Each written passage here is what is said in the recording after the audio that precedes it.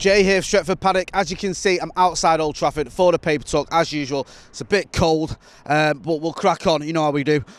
First stories first.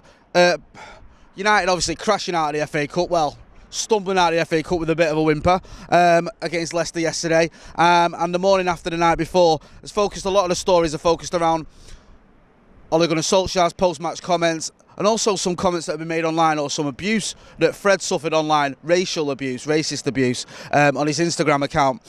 This isn't the first time this has happened. Marcus Rashford, Anthony Martial and Axel Tuanzebe and Lauren James as well have all been targeted by trolls, racist trolls online following football matches. That's what's happened. There's been some trolling, racist trolling, and it's just completely unacceptable. But yeah, there's a few stories doing the rounds this morning that Fred was the latest victim of this, and it needs to stop. And if you're racially abusing anyone, then you're a complete muppet, and you need to take a look at yourself. Ole Gunnar Solskjaer, speaking after the game, he had a few things to say. He was talking about, obviously, the team selection, the fact he had no regrets over the team selection. A lot of people looking at the fact that he didn't start Bruno Fernandes. That was, saying that was a mistake. He said, I would have started the same team again, following on from the recent, I think, Milan game or the West Ham game. We felt Pogba and Van der Beek, had more than 45 minutes in them. He then went on to talk about the team selection, saying every team selection has reasons behind it. Bruno has played lots of football. He broke all his records physically on Thursday. He's a human being. He's played a game every 3 or 4 days. It was a chance to start both Donny and Paul, but the accumulation of games has caught up with us. With Bruno, he wants to play, but sometimes you have to make decisions for the benefit of the team. He then carries on. You're always disappointed at the end of the line in a cup run. We couldn't find the energy, spark, brightness and energy. We couldn't find the normal spark, brightness and energy. All the games have maybe caught up with us. Thursday was a big night for us. Today we didn't have that zip you need to create chances and stop goals. Also, when you're talking about Fred, who, regardless of the racist abuse, which is just ridiculous and beyond the pale, a lot of people were just criticising his performance and saying that he was at fault for some of the goals, or at least the first goal. Ole Gunnar Solskjaer said, we want them to build from the back. We've built really solid, we've been really good, we've built a foundation to play from with what we've done. Sometimes it goes wrong, and that's acceptable. Everyone can make a mistake, and we win together and lose together as a team. So he's not willing to throw any players under the bus. He's saying collectively, we win together and lose together as a team. And in many respects, he's right, because as a team, that performance was dreadful.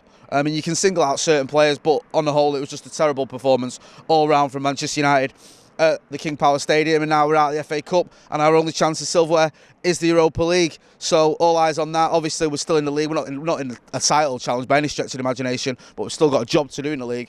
And then we've got a 2-week break for the internationals now. When we come back, we've got to focus on the Europa League and the league, try and win some silverware, and hopefully finish as close to City as possible.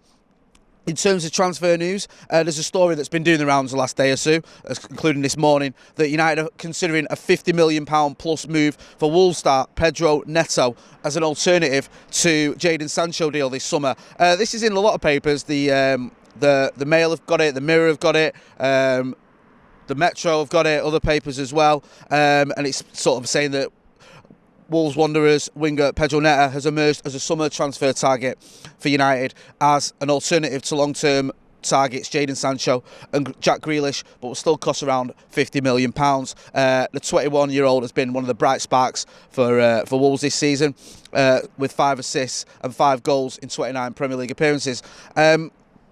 Listen, we know the Jaden Sancho story. I don't need to go into the whole details. It looked like we were going to get him last summer. We didn't. We're expected to go again for him this summer.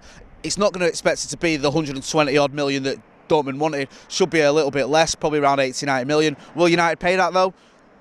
Who knows? Who knows with these owners, whether they've got any ambition other than to finish in the top 4, and whether those ambitions sort of demand that they buy players like Jaden Sancho. I'm not sure they will. They might go for Pedro Neto, though. It seems more likely at £50 million. That's sort of around the mark you'd expect us to be paying for a player like that, and maybe what the owners here are willing to sanction. I mean, personally, I think we should be going for Jaden Sancho and Erling Haaland. I just don't think that's going to happen. Another one on our target on our list is apparently Rafinha. I spoke about him, the Leeds lad, a couple of weeks ago. He's another target. But yeah, Pedro Neto seems to be gathering a little bit of momentum. He's got a release clause, it says here, 51.5 million, which again, like I said earlier, does seem to be around the figure that maybe Manchester United would be willing to pay for him. He's a 21-year-old. I think he's got plays on the right, but I think he's left-footed, predominantly left-footed, so he can cut in on that left foot, and that's something we're missing. We know we've got an abundance of players that can play on the right. Mason Greenwood play on the left. Mason Greenwood has been playing on the right, even though that's not his favourite position. Dan James plays over there sometimes, has been doing quite well of late, but yeah, we need someone who can fill in that spot and be a first-team regular, and maybe Pedro Neto is the answer to that. So one to watch. We'll probably have another transfer saga like we did with Jaden Sancho in the summer, and who knows, maybe we'll still be in for Jaden Sancho. We'll have to wait and see on that one. Another story doing the rounds as well is that Manchester United are set to reward Luke Shaw with a new contract. He's get to get a new bumper contract worth more than 150 grand a week, which is what he's currently on at Old Trafford. Luke Shaw been one of the bright sparks this season, one of our better players. You could argue he's been one of our best players. Didn't play yesterday, came on off, I think, on the 65th minute.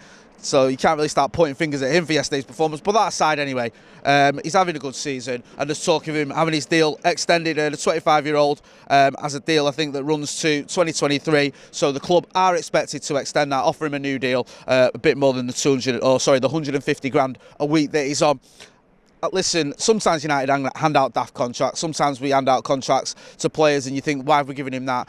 Now we're not going to be able to get rid of him. With Luke Shaw, it doesn't look like he's going anywhere. You can't imagine us trying to sell him. He has been one of our better players. He's still on a lot of money. I think 150k a week is good money for a player of Luke Shaw's calibre. But you can understand why they're looking to extend that deal, because he is one of our better players and you want to keep him here. So kind of makes sense to me. I know Alex Tellers came in, played yesterday. He's more of a sort of an understudy, if you can call him that, at his age, for Luke Shaw. He's not someone that's going to be a regular. He's not someone that's come into this team or into this squad and is suddenly sort of making that left-back spot his own. He's only there when Luke Shaw needs a rest, as he needed a rest, according to Ole Gunnar Solskjaer anyway, against Leicester yesterday. So doesn't surprise me that contract offer makes a lot of sense, and we'll keep you posted as to whether that is in the pipeline, whether that's likely to happen anytime soon. So those are the main stories this morning. Pedro Neto could be on his way to Old Trafford. We'll wait and see whether that one happens. Fred getting disgraceful abuse. Sorry to see that sort of thing happen again. Hopefully the culprits can be found and banned from social media. And Luke Shaw could be looking at a new deal. We'll have lots more stuff coming up for you this week. Obviously, it's international break, but we'll still have lots of videos. We've got We've got McCullough and Joe Smith doing the Premier League P-Take later on today. We'll also have the Paddock podcast, so make sure you stay in tune for all that. Don't forget as well to hit like, share and subscribe. It's starting to get even colder now. I've been Jay Motti. This has been your Paper Talk. Thanks for watching.